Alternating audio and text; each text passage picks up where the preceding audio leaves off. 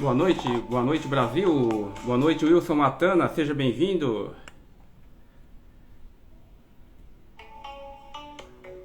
Boa noite Charlene, seja bem-vinda.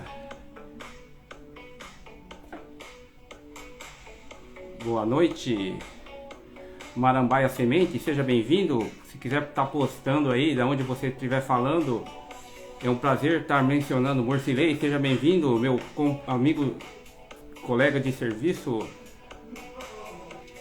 sejam bem-vindos. Quiserem estar falando de qual município vocês estão nos acompanhando, Todescato, seja bem-vindo, Todescato. Morcilei, Vendramin. Hoje com o tema Cultura do Feijão. Hoje com o tema Cultura do Feijão. Como produzir com tecnologia com o engenheiro agrônomo Pedro Sarmento, engenheiro agrônomo pela UFG. Tá?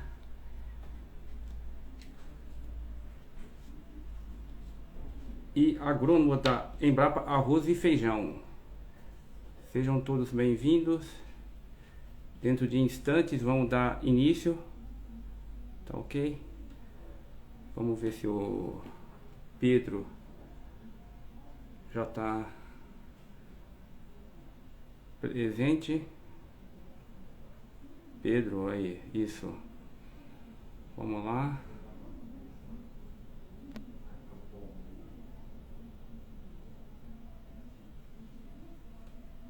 Estamos convidando então o Pedro para.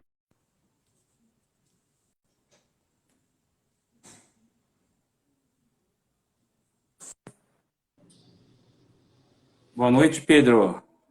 Boa noite, Nestor. Como é que se encontra? Tudo bem? Tudo beleza? E por aí? Tudo também, tudo bem. Tá. Então hoje estamos recebendo então o engenheiro agrônomo Pedro Sarmento, tá? Com o tema hoje Cultura do Feijão, como produzir com tecnologia. Pedro Sarmento é engenheiro agrônomo pela UFG, mestre em economia aplicada pela Exalc USP, analista de transferência de tecnologia da Embrapa Arroz e Feijão. Então seja bem-vindo, Pedro. Eu que agradeço. Muito obrigado pela oportunidade. A gente conversar um pouquinho sobre essa cultura melindrosa, né? Vamos dizer assim. Feijão é um desafio sempre. É um prazer estar aqui. Com certeza, tá? Então, para quem não me conhece ainda, meu nome é Nestor, né? Eu possuo o canal AgroNTK e fico sediado aqui na região de Jataí, sudoeste do estado de Goiás, tá? A principal cultura aqui é a soja, seguida depois também do milho safrinha, tá? E temos também áreas de feijão, né? Principalmente feijão carioca, né? E alguma coisa de feijão preto, mas principalmente arroz, feijão tipo carioca, tá? Aí temos tanto plantio na safrinha, como também no verão, tá? E também o feijão da seca, é isso, né, o Pedro? Exatamente. A gente tem as três safras, né? O feijão é uma cultura que percorre aí as três safras no Brasil. A gente chama de primeira safra, essa safra agora de verão. De Aí a verão, safra da seca e o inverno, que é o irrigado. que é irrigado. Mas Correto, é engraçado assim a diferença, né, dessas três safras, até em termos de produtividade mesmo. Impressionante a diferença. A terceira safra é uma safra muito mais tecnificada, vamos dizer assim, né, produzida com muito mais tecnologia. Eu acho que é ali que o feijão tende a se encaixar mesmo, né? correto, tá? Pedro, até para você, até para o pessoal te conhecer melhor, hoje você fica sediado na Embrapa Arroz e Feijão? Exatamente.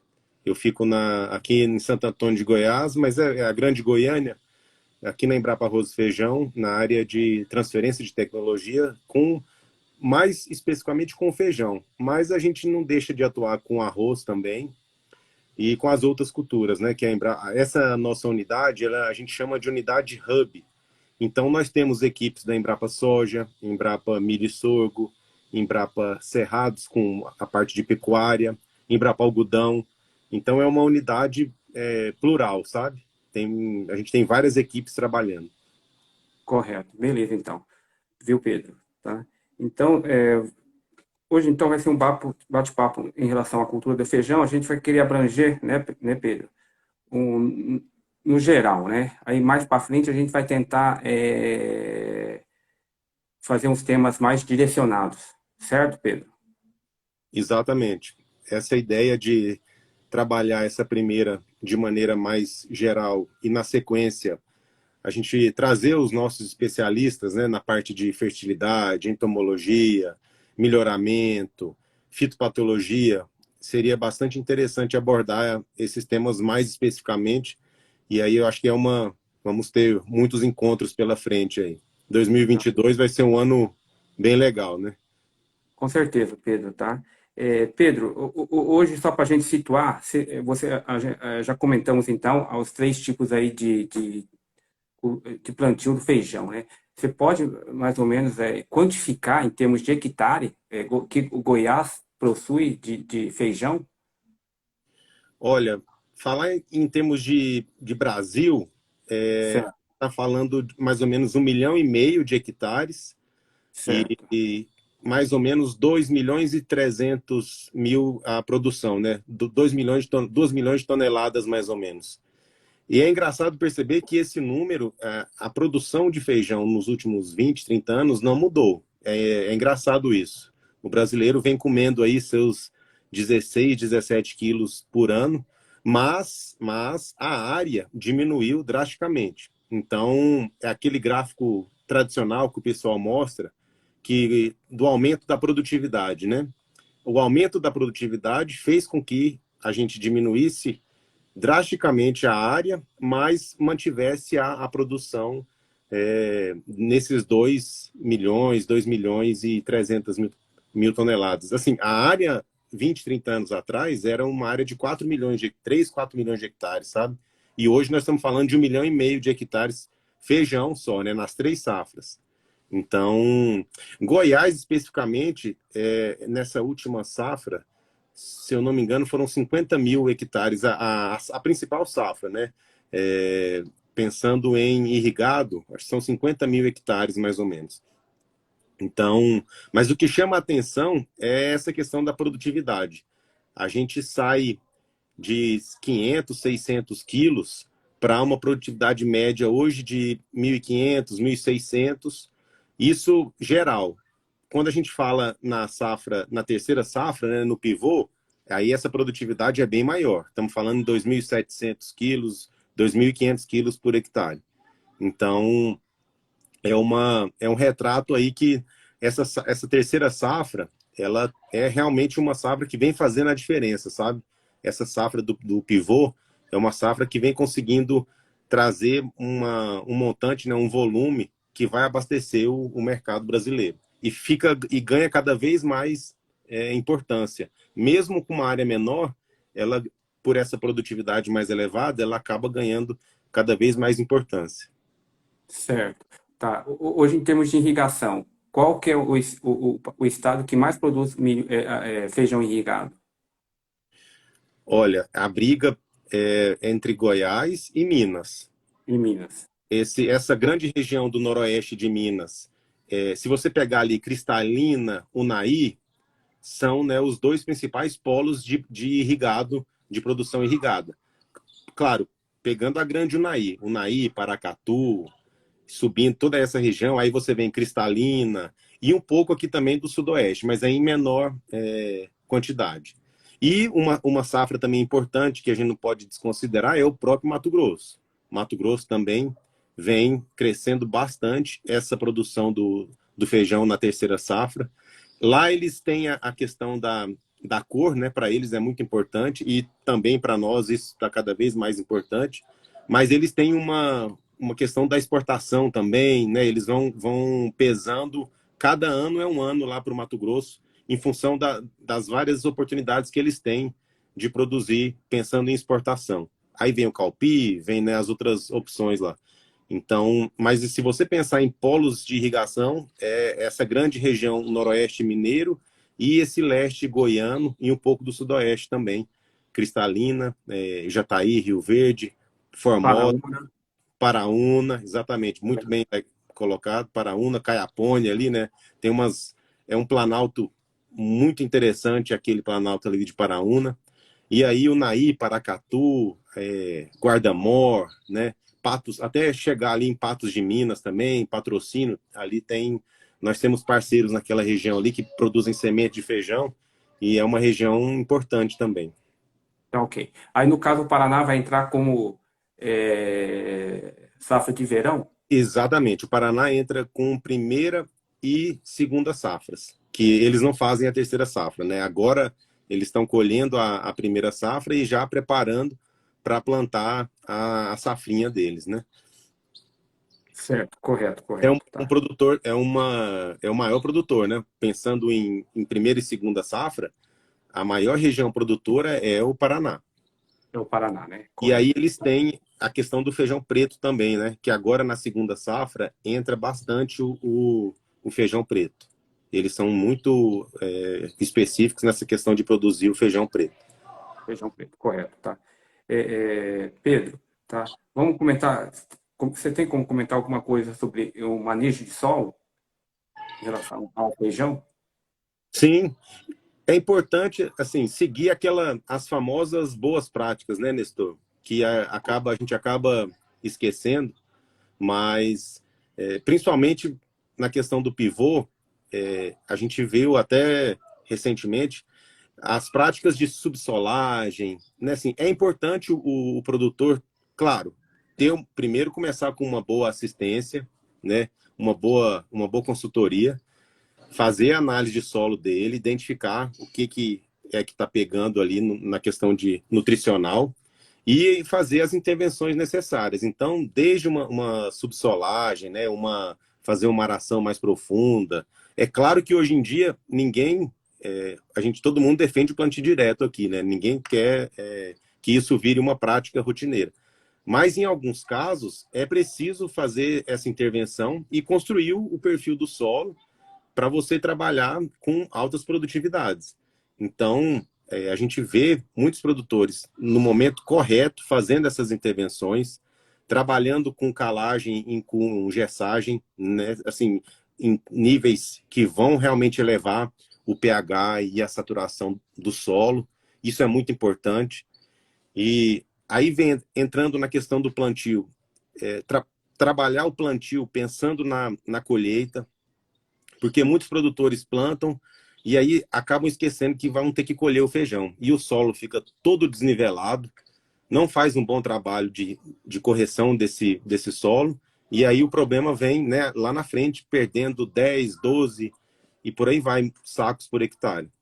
Então, eu acho que é importante pensar nas boas práticas, ver direitinho essa questão da compactação, né, eliminar a compactação, trabalhar com as plantas de cobertura, que está crescendo bastante, né? Você colhe a soja, faz uma soja precoce, se você entender que é o seu sistema, colhe essa soja precoce, faz uma planta de cobertura, deixa ela ali quando é possível, né? A gente sabe que cada ano é um ano, mas quando é possível, você deixa ela ali os seus 45, 60 dias, desseca essa planta de cobertura e vem com feijão. Então, Certo, é mais ou menos por aí. certo. Aí, nesse caso de planta de cobertura, o pessoal usa muito milheto. Fora o milheto, tem outras culturas também que o pessoal tem utilizado, Pedro? A gente vê a crescente utilização de mix, né? E a braquiária também, Certo. os consórcios. Mas o milheto foi muito interessante. O próprio pessoal ali de Paraúna, eles comentam muito que o que tem viabilizado o feijão todo ano nas áreas, nos pivôs, é a questão do milheto. Eles estão trabalhando muito com milheto, e aí o milheto vem dando uma sustentabilidade anual, né? Só que uma hora essa sustentabilidade ela acaba ficando comprometida. Então, um ponto importante a ser destacado é você rotacionar o seu pivô, né? Não fazer feijão todo ano. Não existe sistema que aguenta feijão todo ano, por melhor que seja o manejo, sabe? A planta de cobertura. Então, mas o milheto, os mix, né, que estão crescendo bastante. Se você souber trabalhar direitinho a questão da plantabilidade e consorciar as culturas certas, os mix com crotalária, com aveia, com trigo morisco e próprio milheto, tem trazido bastante benefício também. Certo, ótima dica, viu, Pedro? Porque normalmente o pessoal tem mais é milheto, né? Mas o mix também tem crescido, né? Não só na área de feijão, como também, né? Nas culturas em geral, né? Exatamente. É. Mas o que falta também, eu acho, é mais opções ainda, né? Isso. Mas, assim, eu acho que já tem umas empresas surgindo no mercado oferecendo, né, esses mix. Até Certo, para, assim, a gente percebe que até eles já estão indo bem no que o produtor está precisando. Se ele tem excesso de nematóide, tem problema com doença de solo, existe um mix específico para aquilo, sabe? Se ele já certo. quer ciclagem de nutrientes, se o pivô dele já está mais equilibrado e ele quer mais um fornecimento ali de uma matéria orgânica, aí vai um outro mix. Então, tem algumas empresas que já estão oferecendo esse tipo de serviço, sabe? Então, na verdade, é um investimento, né? É caro, mas é um investimento que você está fazendo ali no seu solo, no seu pivô. Ainda mais com esses preços de adubo, né? Que virou aí. Então, Certo. é uma oportunidade interessante. Tá. Aí essas empresas, você fala, são empresas de semente, né? Exatamente. Semente, por exemplo, semente de forrageira, semente de... Isto. Isso. Ah, Exatamente. beleza. Teria alguma que você lembra agora, só para a gente, de repente, estar entrando e pesquisando, Pedro? A gente tem até um projeto com eles que a gente está testando alguns desses mix, que é o pessoal da Arauná, Arauná Agro. Certo. A gente fez uma parceria com eles e a gente está testando vários mix, várias composições de mix para identificar o que realmente vai diminuir pressão de doença, aumentar a parte de matéria orgânica, né, a parte biológica do solo, tudo isso. Tá ok. Bastante interessante, né? Fazer, então, uma rotação dirigida, né? Seria assim, mais ou menos, né, Pedro? Exatamente. Tá. Exatamente. Essa empresa de onde é, Pedro? Arauná, se eu não me engano, ela fica em Uberaba. Ah, tá. Triângulo Mineiro. Isso. Não, beleza, então. Boa dica também, viu, Pedro? Tá? Pedro, quer ver? O pessoal já pediu para comentar aí algumas cultivares. Cultivares, vamos Isso. lá. A Embrapa, ela tem um portfólio bastante grande de cultivares. Se você pegar desde a década de 90, são mais de 40 cultivares lançados. Até hoje a gente tem o Pérola, né, que é uma joia rara aí, que a gente fala, um feijão que bastante plantado. E aí nessa linha do Pérola, do feijão mais prostado, né, com uma raiz boa de raiz, nós temos as cultivares BRS-FC 402. A gente brinca que o 402 é a outra pérola, é a outra joia que a Embrapa lançou, que é um material muito interessante pela rusticidade, sabe, Nestor? Certo. Ele produz mais que o pérola, produz mais que o próprio estilo, vamos comentar do estilo também, mas o Uhum. 402 é um material muito interessante pela rusticidade. Ele tem uma rusticidade boa, questão de raiz para o fusário e questão de folha, bastante rústico para antracnose, mancha angular. Então é um material muito interessante para os pivôs, BRS FC 402. O Pérola, o pessoal já está cansado, né, de saber. O próprio estilo também é um material muito interessante, só que o estilo ele sofre o risco que o pessoal põe ele no pivô. E o estilo tem a raiz fraca, ele não é pro pivô. Então, aqui cabe até um comentário. A raiz do feijão, ela não é uma raiz tão superficial como a gente acha, né? Assim, ó, o pessoal come, a raiz do feijão fica ali nos 20 centímetros. Não, ela explora, dependendo do seu solo, ela vai explorar bastante. Só que ela é uma raiz mole. Até os nossos colegas lá do Paraná, eles fazem esse destaque. A raiz do feijão é uma raiz mole, né? Então, mas ela vai buscar aonde tiver o nutriente. Então, o estilo, que é uma cultivar, se não me engano, é a mais plantada no Brasil. Sim. Inclusive aqui na região também, o estilo é um material mais plantado. Então, pela qualidade do grão, excelente arquitetura, altíssimo potencial produtivo, né? Não é isso? Só que para o pivô, se o seu pivô estiver desequilibrado, ele vai sofrer. Então, a gente não recomenda plantar o estilo no pivô. Recomendo o 402 e umas cultivares novas que estão chegando.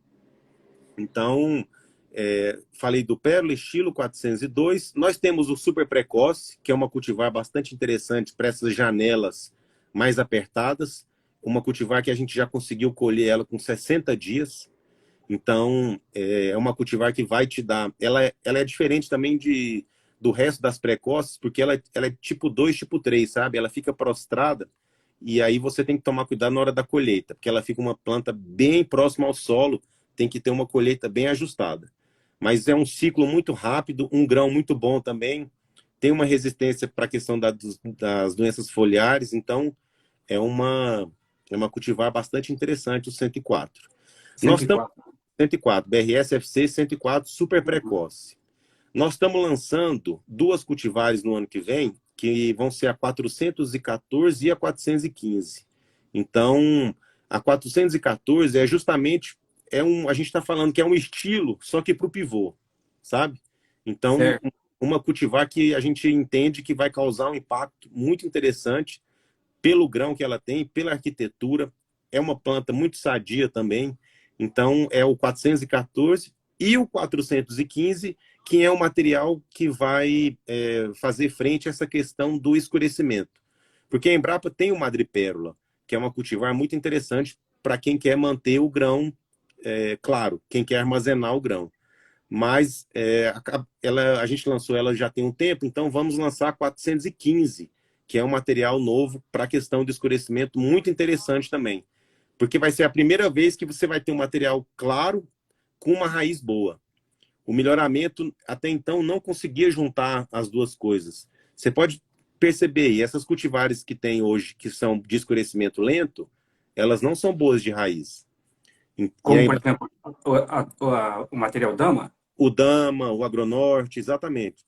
Eles não são bons de raiz. A Embrapa conseguiu juntar essas duas coisas e a gente está apostando muito nessa 415 também. Certo. Então, isso falando dos cariocas. Falando dos pretos, nós temos excelentes materiais. O esteio, que é um material lá no sul hoje um dos mais plantados, BRS Esteio, que é o preto, e o BRS FP 403. Esse 403 também, ele é uma evolução do estilo, um material que consegue produzir mais que o estilo, uma arquitetura muito boa, muito plantado também lá no sul. Só uma ressalva que a gente faz é a questão da antracnose. Tem que cuidar bastante da antracnose, porque ele tem uma suscetibilidade, sabe? Certo. Então, em Correto. termos de carioca, tem mais outras duas cultivares mais recentes, que é o 406, um material para nossa região aqui. Ele é uma linhagem que veio do Ciat e a gente selecionou um material muito interessante. Ele produz mais que o estilo nessa região central. Então, por essa questão do top de produtividade dele, a gente lançou o BRS FC 406 aqui para um carioca aqui para a região central e também o 310, que é um material lá para o sul, mais para o sul, questão de ele tem uma boa resistência para bacterioses, que é uma doença, a gente vem percebendo que vem crescendo bastante a questão do crescimento bacteriano, a murcha de curtobactério. Então, é um material que, diferentemente dos outros, ele tem uma tolerância bem maior, sabe? Então, Correto. a gente mudou, é importante só finalizar aqui essa questão da nomenclatura. Antigamente, a Embrapa dava nome das cultivares de estilo, esteio, eram nomes comuns. Mas Certo. de 2014, 15 para cá, é tudo sigla e número. E aí esse número, ele corresponde ao ciclo da cultura. Então, o BRS-FC de feijão carioca, o 104, o 1 ali é que é super precoce, entendeu? Então, o 104, o 1 ali é porque é super precoce. E o 402, por exemplo, o 4 é ciclo normal. Então, toda vez que for 400 alguma coisa, é o ciclo normal. Toda vez que for 100 alguma coisa, ciclo precoce. 200 é semi-precoce. E 300 não, desculpa, 200 precoce e 300 semi-precoce. Tá Então, ok. fica aí. Tá. Aí, em termos de dia, seria mais ou menos quantos dias? O O, super a- o, precoce, isso, 65 dias.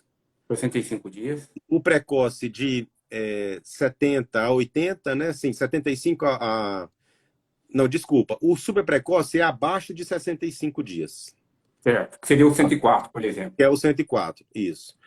O precoce é o de 75, entre 65 e 75 dias, né?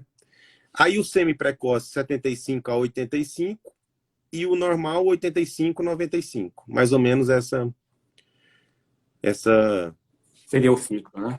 esses ciclos aí. Os feijões especiais, que a gente chama, os rajados, são as outras cultivares, né? Nós falamos de carioca, de preto, e tem os feijões especiais, que aí entra rajado, os vermelhos graúdos, o branco.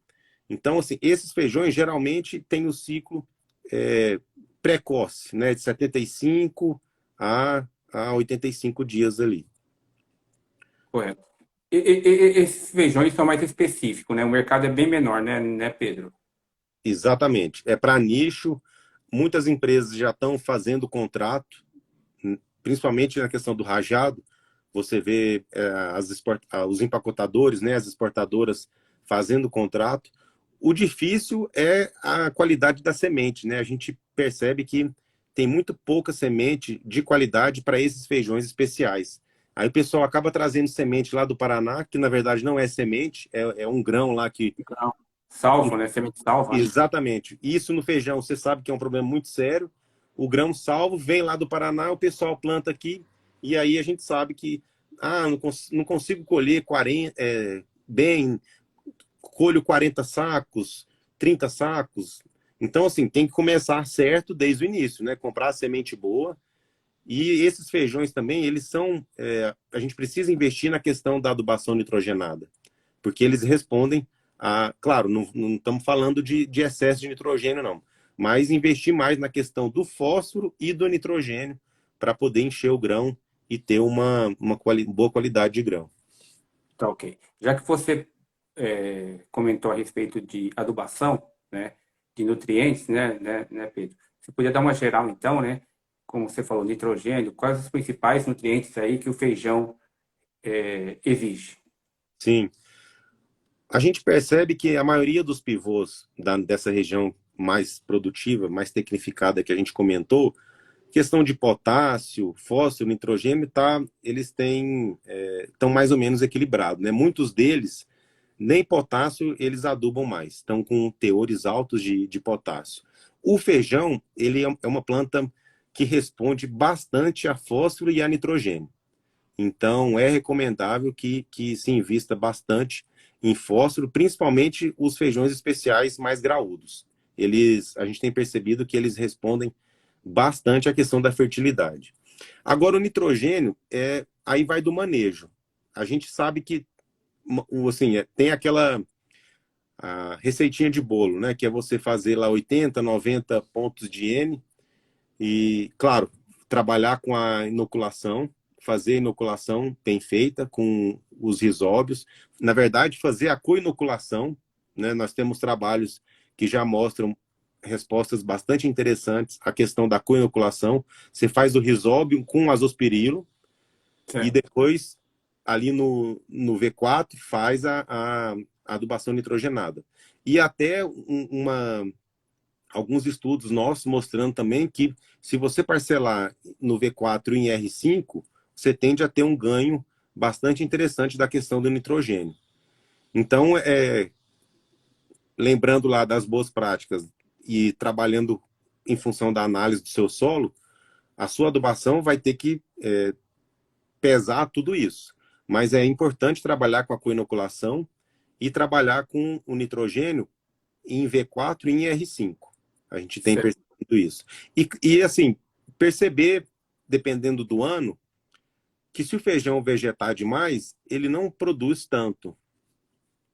A gente chama daquele chuchuzal, né? O pessoal coloca muita planta por hectare, erra no stand e depois erra na adubação nitrogenada. Aí vira aquela coisa bonita, só que vai produzir muito pouco, né? Então, o feijão é preciso ter essa atenção na questão do stand. Muitos materiais você não precisa trabalhar com mais do que 10, 12 sementes por metro. E também não precisa colocar mais do que 100 pontos de N. Assim, lógico, né? Pensando, estou pegando num pivô que está equilibrado. Então, tem que ter atenção a esses ajustes finos para conseguir produzir bem e também sem gastar tanto, né? Pensando na rentabilidade. Certo. Viu, Pedro? Você comentou a respeito da coinoculação, né? Aí normalmente é quantas doses de Rhizobium e somente uma dose do azospirillum? Não, o pessoal tem feito Tem mais feito mais? doses, mais doses. Tanto do Tá. risóbio quanto do azospirilo. Até 2 de risóbio e até 8 de azospirilo, sabe? Azospirillum. É. Porque na soja a gente tem que trabalhar de uma até duas doses somente, entendeu? Do Bradyrhizobio. Não, não, não. Do azospirillum. Ah, não. Então o feijão o pessoal tem colocado mais. É. Uhum, Porque tem alguns estudos, né, no caso da soja, né, que normalmente de uma até duas, né? Quanto ao Bradyrhizobio, não. Aí quanto mais, é até melhor, tá? uhum. Só que o azospirillum, acho que numa certa quantidade, acima de duas, pode diminuir, entendeu? A eficiência do Bradyrhizobio. Acaba tendo, entendeu? Então, por isso que não tem aumentado muito as doses do azospirillum, tá? E no caso do feijão já é o contrário, então. É o contrário. É o contrário. E É assim, bastante. isso de experiência de campo, né? Sim, Assim, sim, sim. que o pessoal tem trabalhado com mais doses de azospirina. É, tá. Aí o pessoal também tem trabalhado também e feito essa coinoculação no tratamento de semente ou no suco? No suco, No suco, no suco. correto, correto. Resultados melhores no suco. No suco, ok. Tá. É, tá. A gente comentou a respeito, por exemplo, do fósforo, né, do nitrogênio, tá? O enxofre também é um nutriente bastante exigente também na cultura do feijão, certo? Exatamente. Cálcio, enxofre, e Certo. juntamente com o nitrogênio, fósforo e potássio, são os mais exigidos pela cultura. Tem que ficar atento a isso. Tá. Aí, como fonte de enxofre, o pessoal tem trabalho o quê? Mas é com gesso mesmo? Ou com fórmulas, por exemplo, sulfato de amônia, que também tem, né? O super simples também tem enxofre na sua composição. Isso aí. Assim, a gente percebe que basicamente gesso Gesso. e via alguma adubação, até super simples mesmo, ou algum outro sulfato que junto vai trazer o enxofre, né? Enxofre. Certo, correto. Tá. Em relação a... Você falou, às vezes, né, que o material, às vezes, acaba crescendo, né? E acaba vegetando bastante, né? E não corre tanta produtividade, tá? Em relação a travamento do material, o pessoal tem feito essa prática? Nestor, isso varia muito. Eu Certo, percebo que alguns consultores dominam bastante essa técnica e aí utilizam com sucesso. Outros preferem não utilizar. Então, mas aonde a gente vê que o pessoal usa, o resultado é bastante interessante. É preciso que você tenha, né, um sistema bem equilibrado, sem o risco ali de alguma coisa atrapalhar. E então, assim, questão climática, né? Se você tá com um pivô equilibrado, tá com uma semente boa, tá tudo certo, aí o travamento é tranquilo. Agora, se começa a acontecer alguma coisa que foge do seu controle, aí você precisa ter um pouco mais de critério. Mas a gente percebe muitos consultores usando e conseguindo melhorar a arquitetura da planta, né? Engalhar mais, dar uma segurada no porte. É uma técnica que está aí bastante consolidada. O pessoal usa vários produtos diferentes, né, para fazer. certo. Então, desde de hormônio até os tradicionais fungicidas. Fungicidas, Então, né? sim, é uma técnica que, se o consultor tem a segurança e o critério, né, de saber usar, ele pode usar assim tranquilamente. Correto, correto. Em relação a exigências climáticas, né, e também a quantidade de milímetros para a cultura durante o ciclo. Pode comentar alguma coisa para a gente? Sim, isso aí é importante. A Embrapa até tem o Irriga Feijão. É, Depois eu vou te passar o link, que é um software que foi justamente criado para dar uma estimativa da quantidade ideal, a lâmina ideal para o feijão irrigado. Então, certo, você coloca ali o seu município, o seu pivô, a eficiência do seu pivô, a data de plantio, e ele já te solta uma planilha com todo o turno de rega, sabe? É muito legal. Então, a gente vê que existe uma presença forte dos softwares, né, que vem ajudando bastante a questão da irrigação. Mas é preciso fazer o ajuste fino também. O início certo, da cultura, você não vai precisar de tanta água, mas no florescimento e no enchimento de grão, você já vai precisar de muita água. Então, tem que ter esse cuidado, né? Fazer esse ajuste fino aí. Uma prática importante que o pessoal tem feito é de dar aquele. Faz uma irrigação pesada no plantio e depois segura um pouco para estimular o enraizamento, né? Isso aí é uma prática que o pessoal tem feito bastante, me parece que é bastante interessante para poder forçar o feijão a enraizar mais. E agora a questão da temperatura que você perguntou, esse aí é chave, porque se você começa a plantar o feijão fora da época adequada, aí o seu risco de ter frustração de produção é muito alto. Então, para o feijão irrigado, é importante trabalhar ali nessa nossa região, no máximo até o final de maio, né? Se você começa a entrar junho, julho, esse feijão já vai pegar muito frio na germinação e vai pegar muito calor no florescimento. E certo. aí a gente sabe que as produtividades tendem a ser bem menores. Então, é importante estar atento a essa sua data de plantio e a esse manejo da irrigação. Usa todos os aplicativos, todos os softwares, usa o Irriga Feijão da Embrapa. Nós temos muitas tecnologias disponíveis, mas usa o bom senso também para poder, né, assim, não... Questão de mofo branco, o pessoal erra muito no excesso de irrigação e aí vem o mofo, né? Questão das próprias doenças iniciais ali, os fusados, exatamente, risoctônia. Então, tem que estar muito bem, o manejo muito bem acertado ali para evitar a incidência dessas doenças. Correto, tá. Viu, Pedro? E no caso, então, por exemplo, o feijão agora plantado no verão, né? De sequeiro. Esse aí é um amante do risco, né? E o pessoal gosta de. Mas assim, o que acontece?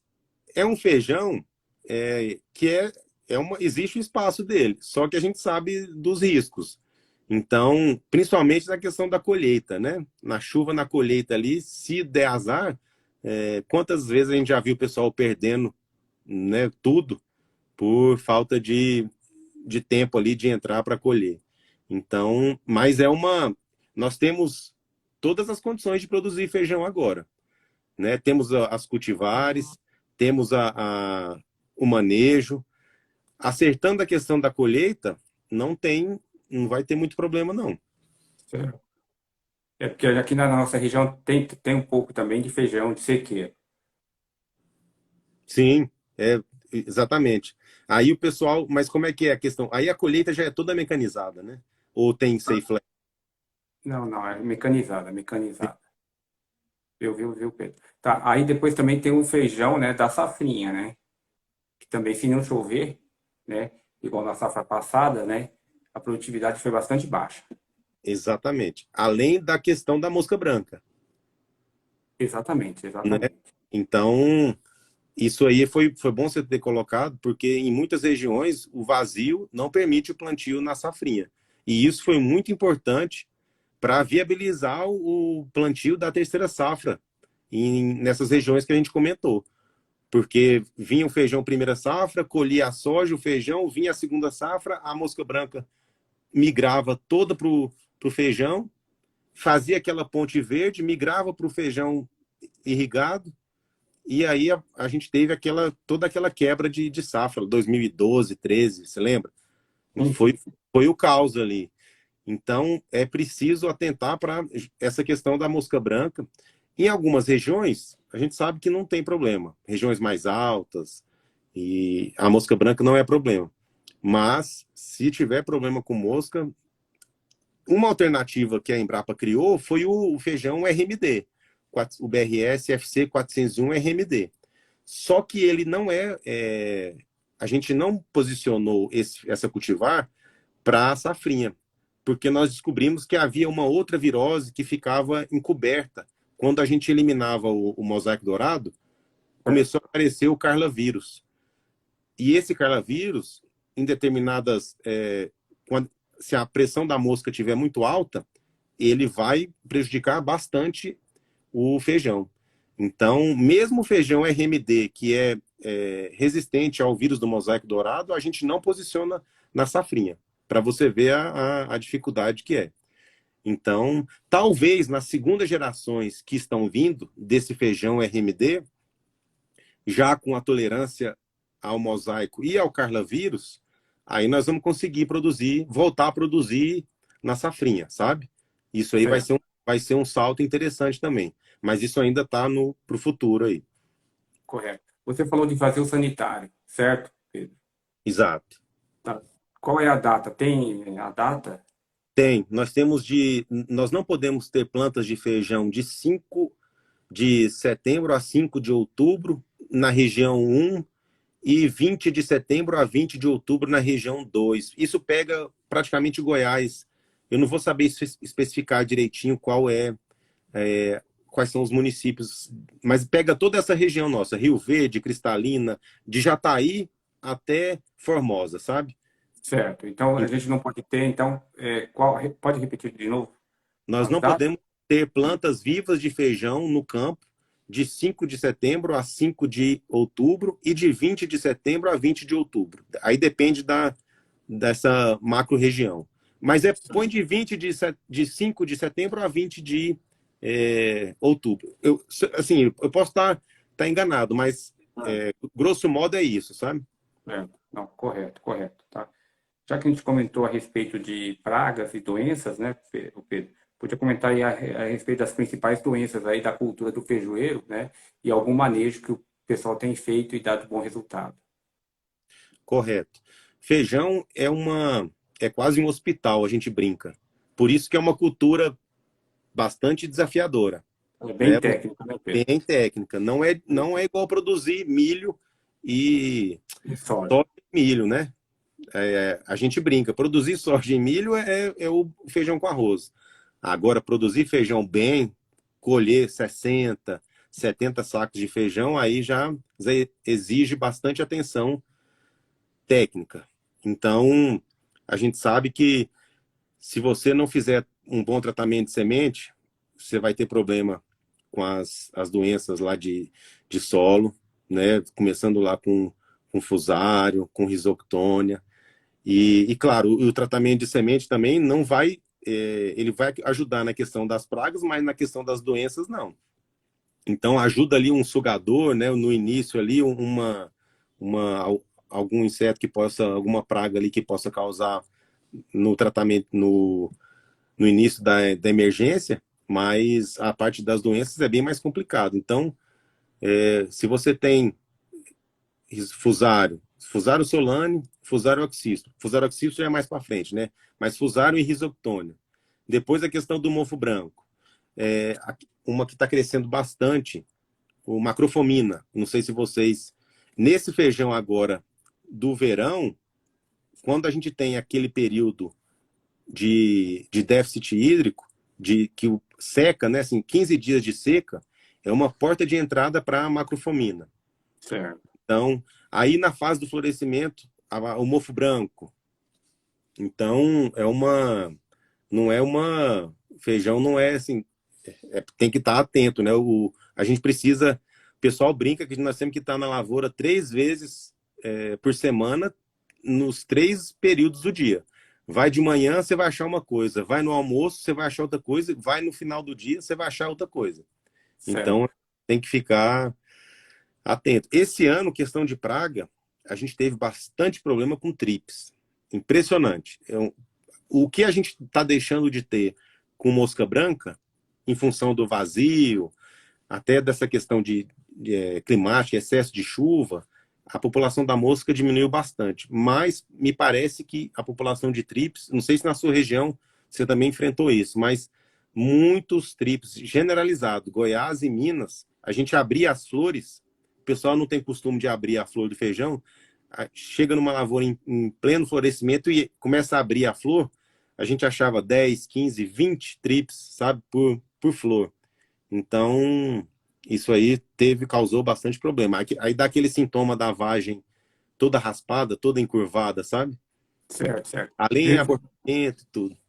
Viu, Pedro? A que se deve, você acha que se deve esse aumento do trips aí no feijão? Boa pergunta.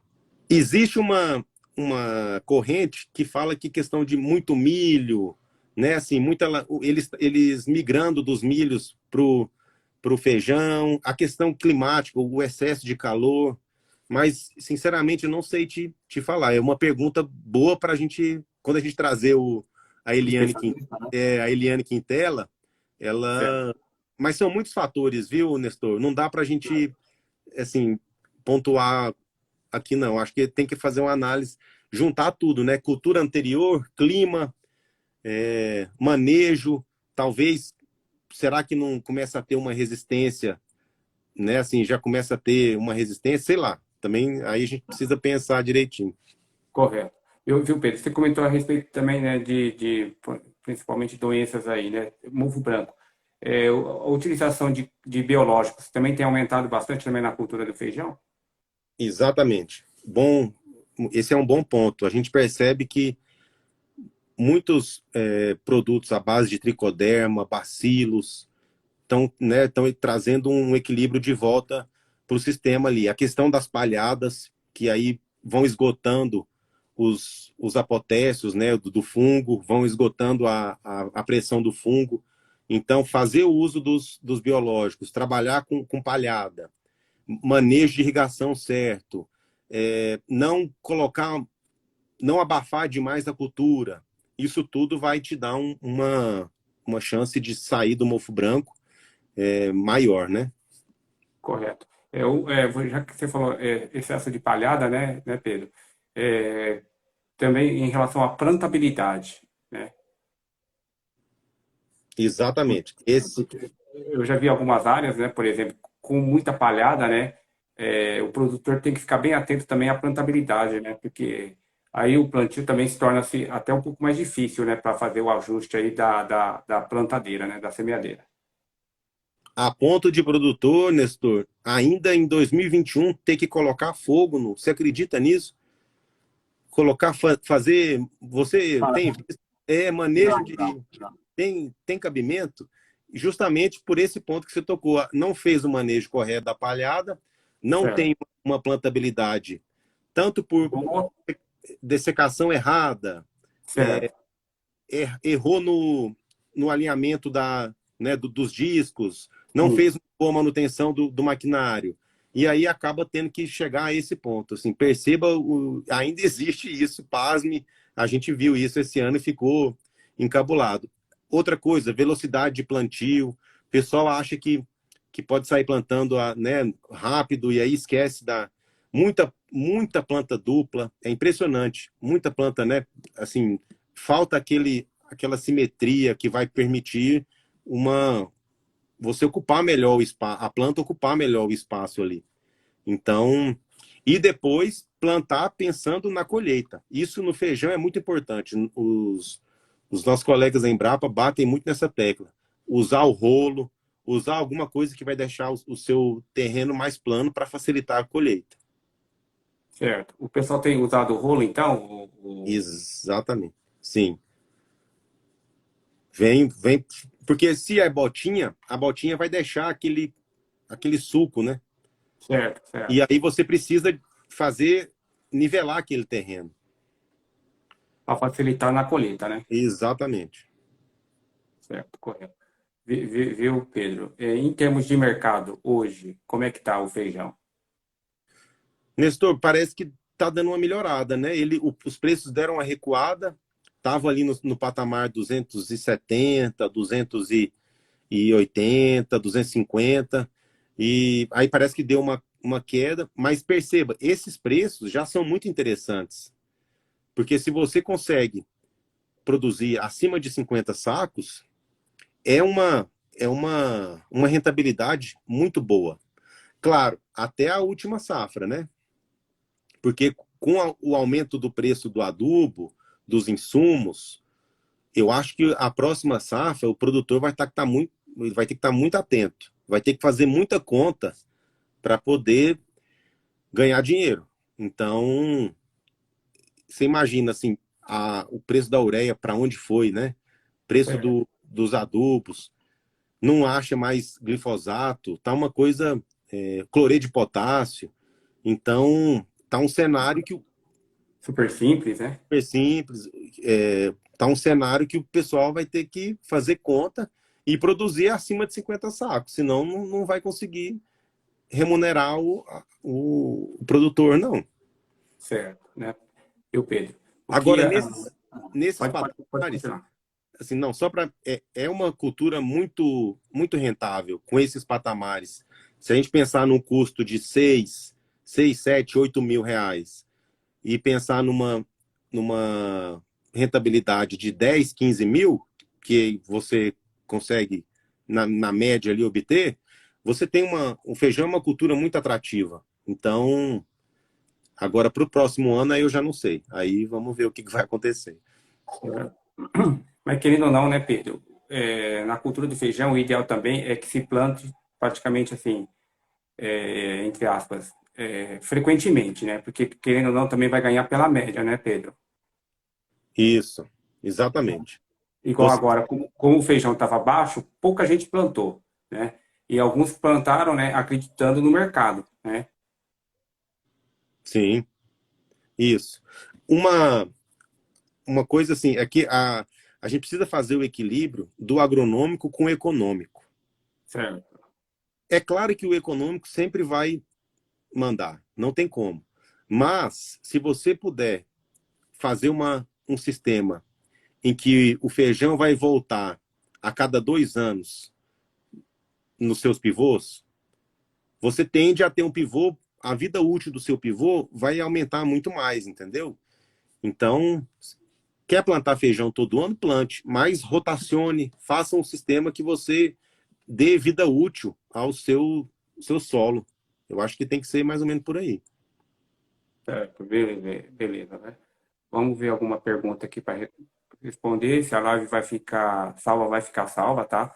A adubação com aminoácidos não seria necessário a adubação apenas na falta ou veranico para cada cultura? Não sei se deu para entender. Olha, adubação Hoje, foliar, porque o pessoal hoje está nessa, né, de adubação de aminoácidos. Não seria necessária adubação apenas, né, na falta ou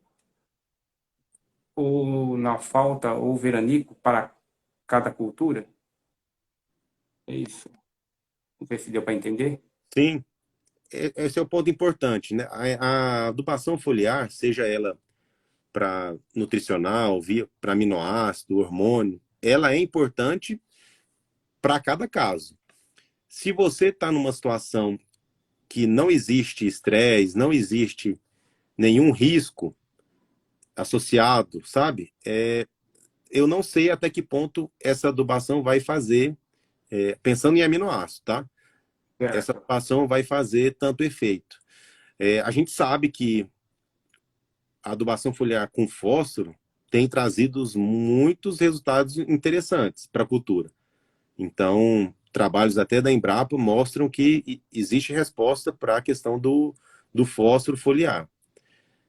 Mas a questão dos aminoácidos, dos hormônios, de tudo isso, você precisa entender. E ele comentou a questão do deu um veranico, deu um estresse na planta, aí eu acho que faz sentido você trabalhar. Mas se o seu sistema está equilibrado, né, assim, será que realmente faz sentido? Tem que se fazer essa pergunta.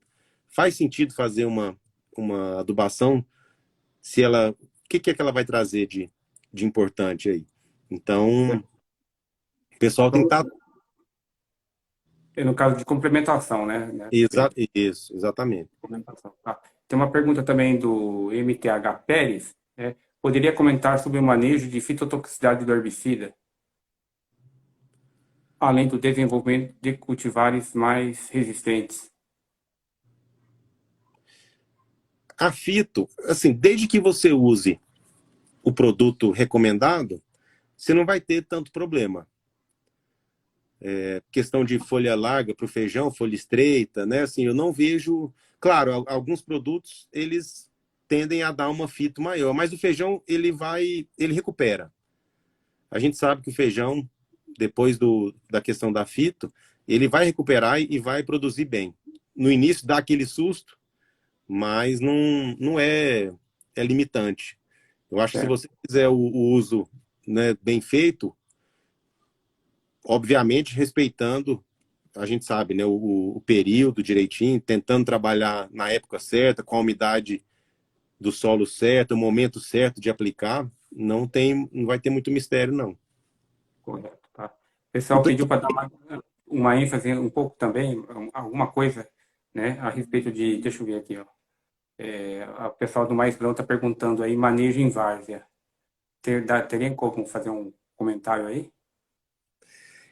A Embrapa tem uma experiência no Tocantins muito boa. Nós conseguimos produzir feijão, a gente fazia, o João K, saudoso João K, criou toda uma metodologia para produzir feijão em várzea e com irrigação subindo o lençol, sabe? Igual arroz, Igual arroz. certo? Isso é muito interessante para a questão de doenças, é um manejo muito interessante, mas tem que cuidar, tem que ser bastante técnico, porque eles demoraram a entender a dinâmica do lençol freático e depois a dinâmica da água no solo, sabe? Você tem que criar tipo um camaleão nas linhas e fazer esse manejo. Assim, não é nada muito difícil, mas precisa ser bem técnico. A gente tinha um projeto para produzir semente nessa região do Tocantins. Era uma semente de altíssima qualidade. O problema é que, como a temperatura lá é muito alta, as nossas produtividades eram muito baixas. Então, a gente não conseguia produzir bem. Apesar da qualidade, a gente não conseguia produzir com altas produtividades. Aí o projeto acabou sendo abandonado. Mas igual você falou, para a várzea, eu recomendava o arroz. Mas, se quiser colocar o feijão, faça uma drenagem bem feita, né? Sistematize a área. Aí tem que ter uma assessoria técnica boa para poder entender direitinho a situação e fazer esse manejo. Correto, viu, Pedro? Dando aí, a gente já para a parte final, Pedro, tá? O pessoal pediu para comentar um pouco mais a respeito das principais doenças e pragas aí da cultura do feijão. Vamos lá. A gente falou principais doenças, mofo branco, Mofo até, branco, tentar. Vamos do final, né? Da cultura para o mofo branco. É uma cultura, é uma doença muito problemática, mas que, se bem manejada, com palhada, com biológico, com espaçamento. químico também, né? Não, exatamente. Sem falar que nós temos já os princípios ativos aí que conseguem fazer um controle bem efetivo, né? Certo, Então, mofo branco e cuidar da irrigação, porque certo. o problema do mofo branco a gente vê, ele se intensifica com uma irrigação errada, certo?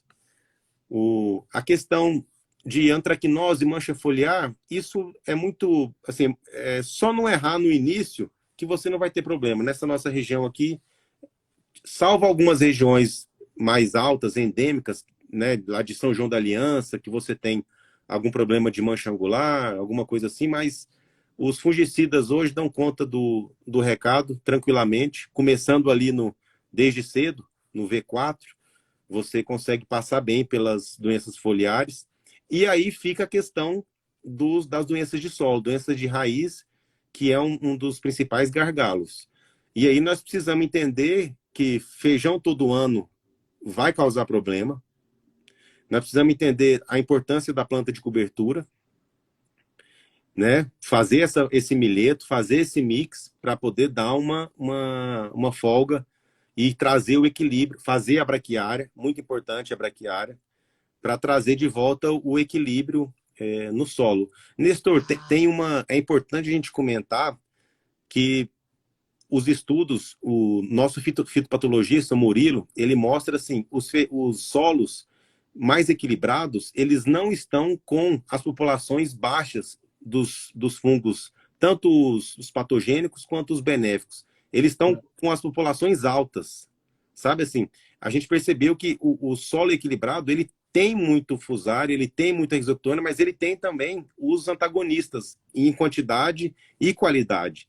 Então, é importante nós não vamos acabar com esses fungos, entendeu? Nós vamos aprender a conviver com eles. Eu acho que nós temos que ter essa noção. Gerar uma matéria orgânica ali que vai possibilitar a gente conviver com essas doenças. Correto, tá? Em termos de braquiária, qual a braquiária que tem sido mais utilizada? A Rusiviense? A Rusiviense, pensando na praticidade dela. Existe, eu não sei se é a Marandu, que tem uma raiz mais agressiva, sabe? A Marandu tem uma raiz mais agressiva e até mais difícil depois de fazer o manejo. Por isso que o pessoal prefere a Rusiviense, né? Rusiviense, né? Correto. É o que acontece na soja também, tá? E para fechar, então, Pedro, em relação às pragas, você comentou a respeito de mosca branca, né? Mosca branca, aquele percevejo manchador que muita gente não dá atenção, e esse ano a gente viu bastante dele, é uma praga muito séria. O percevejo manchador dos grãos, o megalotomos, eu esqueci o nome dele agora. Mas é um percevejo que o pessoal não dá atenção para ele, ele causa muito problema. O trips, que mais? Mosca branca, são exatamente as vaquinhas, cuidar. A minadora, geralmente ela fica ali na folha primária, e aí os próprios inimigos naturais dão conta do recado. É muito difícil a minadora mas nós temos visto em algumas regiões ela causar um problema mais sério, a larva minadora, sabe? E outra que também eu lembrei, aquela Adélia platura, a mosca, a bicheira, ela parece a bicheira do feijão, esqueci o nome agora, mas é uma mosca que vai lá no colo da planta e a larva dela, sabe, dá um problema sério de stand. Então, a Adélia platura também parece uma mosca de cozinha, assim, uma pequenininha. Então, cuidado também, Adélia platura é o nome dela. É uma mosca doméstica, né? Exatamente, é da família das moscas domésticas e ela dá muito problema em algumas regiões também. Correto. Não, beleza então, Pedro. Bastante informação, né, Pedro? Acho que já estamos chegando ao final. Foi um prazer ter batido esse papo com você, né? Dado uma geral aí da cultura do feijão, né? E mais para frente a gente vai estar batendo um papo aí com seus colegas também da Embrapa Arroz e Feijão, né? Especificado, né? A parte de pragas, de doenças, né? De cultivares, certo? Com certeza. Nós estamos à disposição, Embrapa Arroz e Feijão, toda a equipe, para poder compartilhar as informações e levar o feijão, elevar os patamares de produtividade do feijão. A gente precisa sair desses 50, 60 sacos, chegar nos 70, 80, né? Precisamos dar esse salto de produtividade na cultura do feijão. Ótimo, tá? Então, muito obrigado mais uma vez, Pedro, tá? Pela participação aí, por ter participado conosco aí, tá? Para você, então, uma boa noite. Boa noite, Nestor. Um abraço. Tá? Então, obrigado pela presença de todos e até a próxima. Ficam com Deus.